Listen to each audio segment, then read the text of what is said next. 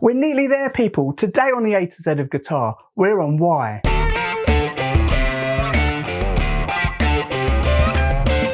So for why, I'm focusing on yellowing. Yellowing is something that happens to guitars over time. Now, when I was a teenager, one of my friends had a Les Paul, which was white, absolutely beautiful, but he lived in a house where everybody smoked. And over the years, that guitar turned this sort of nicotine browny yellow colour. We thought that was all from the smoking, but could some of it have been another cause? So the yellowing you see on the guitars isn't necessarily the white yellowing, it's the nitrocellulose clear coat, although sometimes the white might be nitrocellulose itself. For example though, it's the yellowing that happens within the clear coat that makes the white look yellow, and if you had a clear coat over, for example, a blue guitar, it would make the guitar start to look green. Now, I won't go too much into what nitrocellulose is, because in my series of videos about how to spray guitars, I've got one coming up all about nitrocellulose. But essentially, it's to do with the way nitrocellulose used to be made. Now, before I carry on with this, nitrocellulose is a very toxic material, and over the years, the way it's been made has changed slightly. So with new contemporary nitrocellulose, they tend not to have the same problems the old ones do, which is that yellowing, and also things like a cracking effect that you get on old guitars. So nitrocellulose is commonly just referred to as lacquer. Now, nitrocellulose as a plastic has been around since the 1860s, but in the 1920s, it was turned into what we now call the lacquer. It was essentially dissolved in a solvent like acetone, which made it really liquidy and made it very easy to spray.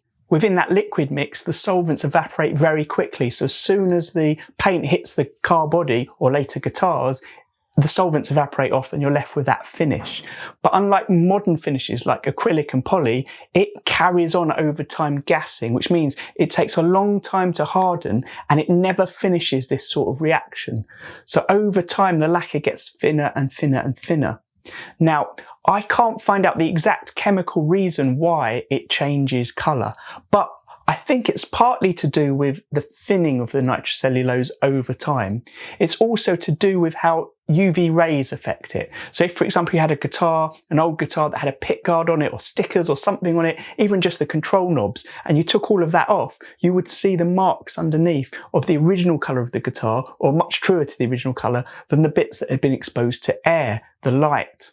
Also, as with the example of my friend, things like smoking can accelerate that. The other thing about older nitrocellulose is it really wasn't crystal clear in the first place. It was a slightly darker, maybe a slightly amber look to it, which does mean that when it's on some guitars, so not necessarily a white guitar, on some guitars you wouldn't notice that colour initially, but it increases over time, so it becomes more and more exaggerated. Not all vintage guitars were just purely nitro. Some were nitro and acrylic, nitro and poly, a mix of all of those things, and that meant they didn't necessarily suffer in the same way with the yellowing or the checking, the sort of cracking that we have on it.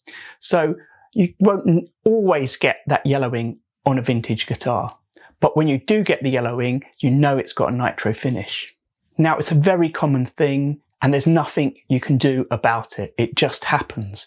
Some people hate it and they're trying their best to stop their guitars aging and yellowing, but really there's nothing you can do. Whilst other people see it as a sort of badge of honour to represent the fact they've got a vintage and old guitar, sort of like having a relic guitar, the way people want it to naturally wear. I've got another video up in the A to Z about relics. So do let me know in the comments if you've got a guitar that's aged like that, and if you can, why don't you share a picture with me by tagging me on one of my social media accounts, obviously YouTube, Facebook and Instagram are the main ones I use. So if you've reached this far in the A to Z series, you'll know that at the end I'm going to have a video that highlights all the different brands that have been referenced in the videos via the letters. Today is Y for yellowing. Do you recognise that letter? It's the first letter of a guitar brand. Do like, subscribe and hit that bell if you'd like to see that video. And also check out this playlist. It's the playlist that I've got which shows all the stages you might go through in painting a guitar, from prepping the body to final high gloss buffing. Now, it's a series I'm going to keep adding to, lots of hints and tips of the best ways to paint, so stay tuned. Until tomorrow, happy strumming.